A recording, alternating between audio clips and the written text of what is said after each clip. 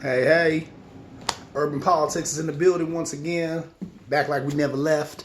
It's 2019. It's another year. We're going to do all types of nice little stuff with this show I got here. I'm going to talk to some different people, talk about some different things. There's tons of stuff to talk about. Heck, right now we're in the 12th or 13th day of a government shutdown. We got a president who's a buffoon, a moron, an idiot, some other euphemisms I could use. But it's definitely entertaining. For a guy like me who loves politics, I have been, on the edge of my seat with the excitement that's been going on around here. You know what I'm saying? I got a conservative friend. He was saying that, countries need borders. Every other country's got a border. Every other country's got a wall. So we need a wall. America's never had a wall. A wall has never worked. A wall wasn't going to work. If Trump was going to try and get that wall thing off, he probably should have did it when he had both houses and he had the executive. He kind of blew his political wad on that crap that Paul Ryan got him to sign, that big tax break for rich folk. Made his rich buddies feel good, but it didn't do anything really to help him, because to help himself, he should have been helping his base. I remember back in the day, I got mad at Barack Obama because when he had first got in there, he was a Democratic executive. He had a Democratic House and a Democratic Senate. I was like, why did he not push jobs? Why did he not work hard on jobs and just do that? Instead, he worked on healthcare. Now, he got healthcare passed, and he expended all his political power on it.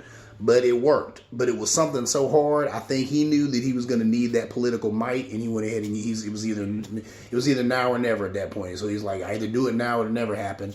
With Trump, he doesn't know anything about politics, because if he did, he would have made the same calculation and said, hey, look, I got a Republican Senate, I got a Republican House. I'm going to go ahead and do this thing on immigration, because immigration is tough. Nobody really wants it. Like Chris Matthews said, a big business wants the cheap labor, and Democrats want the votes. Every time I say that, I think to myself, I'm like, man, so are there really illegal aliens? Illegal aliens, that's not good terminology. Are there really immigrants voting illegally? Yeah, probably. Come on, man. I'm not even going to front about that. So it is what it is. Suffice it to say, that's going to be a stalemate. You're never going to get. Right now, like I said, he's got the government shut down over this wall. It's not going to happen. Then it went from a wall to steel slats. If you really look at some of these places where the border wall is at, they might have like 3 little thin walls up. It's ridiculous. So, yes, it's a losing battle. He's losing it. He doesn't have the political power to pull that off anymore. Tweeting from the White House about how he was sitting over there lonely, waiting on the Democrats to come over and make a deal. It's pretty pathetic. He's salty. He should be. He's got a Democratic House coming in. I think, what did they say? It's like 102 ladies going to be in the House, 42 ladies in the Senate. That's going to change the whole Congress. That's going to change the look of it. That's more ladies than we've ever had in Congress, which is pathetic and sad to say as a country. There should be no pride in that we've had 200 and some change years as a country, and we've just now gotten to the point to where we have 100 and some change ladies in Congress. And that's still not half. I think there's like 500 and some change people up there. So now 142 of them are ladies. That's still misrepresentation when women are 66% of the voting electorate. But whatever. We will talk more about that and a whole ton of other stuff. You know what I'm saying, here on Urban Politics. I did want to talk about, though, how your boy got played. Oh, he got played. Played himself. They come into the Oval Office, Chuck Schumer and Nancy, Chuck and Nancy, as he called them. And, they want to talk, that stuff. And this guy wants to do it in front of the cameras. That was the worst idea. I don't know who told Trump that he looks good on camera or that he talks good on camera or what, but all that apprentice madness went to his head. That was the stupidest thing I've ever seen. And I read an article where Republicans said it best. The only good thing about a shutdown is that you can blame it on the other side. And he took all the blame for it right there. And I mean, you could just see the smirk on Chuck Schumer's face. He knew he had him. As soon as he said, no, Chuck, you shut it down last time and it didn't work. So this time I'll shut it down. I'll take on the mantle. I'll be the person to shut it down. Why would he say that? That was the dumbest thing ever. Because, and that's the thing too, it never works. You always have the party that's in power trying to blame a shutdown on the party that's not in power. So, I mean, they do that and it usually doesn't work, but that's the only thing good about a shutdown, is that you can blame it on the other side. Besides that, you got what you got now. People mad. They said 47% of people blame the president for the shutdown, which blows me away. Who are these 50-some% of people who don't blame him for the shutdown? What are they blaming it on? Whatever. But yeah, you know what I'm saying? There's that. There's a lot of stuff going on. Like I said, the border crisis is sad. 2 kids done died. You know what I'm saying? That's why I was telling people, say what you want to about past administrations. No kids ever died that I know of. Now, I know there's probably been deaths at the border, but, these 2 kids getting murdered like that, that's crazy. And it only happened under Trump's watch. That's going to be a stain on his record. It goes nowhere, and it's sad.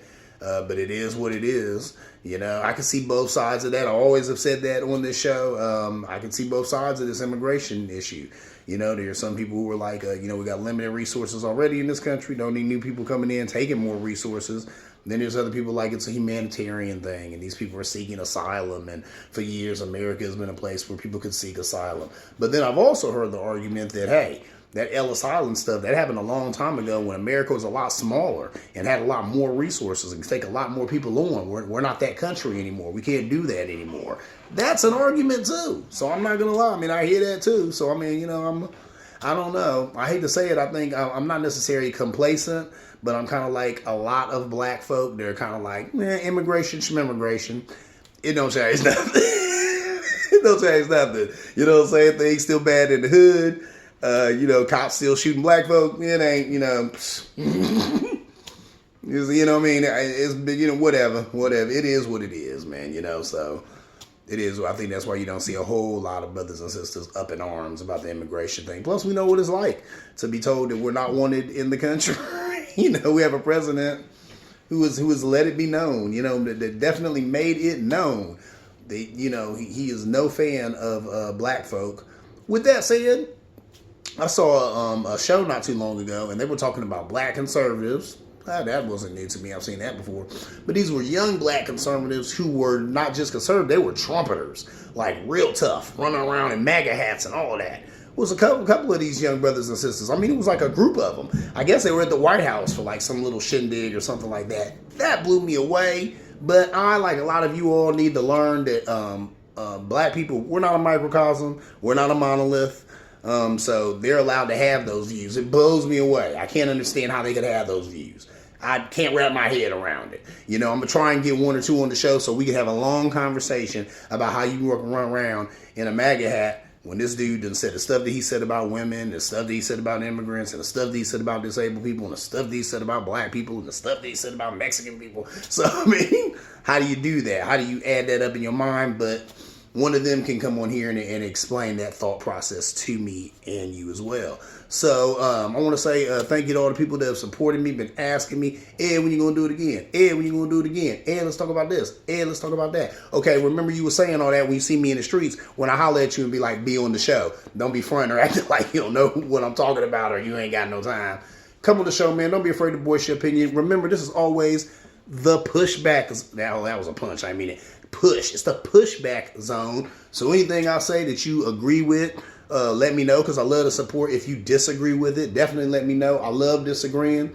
That's why I said this is the pushback zone. I want you to push back, because usually when people disagree with me, I get to learn something. When people don't agree with my point of view, that's what I learned from them. So, my Republican buddies, don't be scared. If I said something you agree with, we need that wall and we'll get it because of such and such. Well, let me know why in the comments. Stand me up. Well, not in the comments, but you know what? I do things differently. You can email me directly at phizzedmusic at gmail.com. That's PHIZZEDMUSIC at gmail.com. And hit your boy up, man, and we can talk politics, and we're going to kick it. Urban Politics, we're in the building. Get up with Urban Politics. I'm out.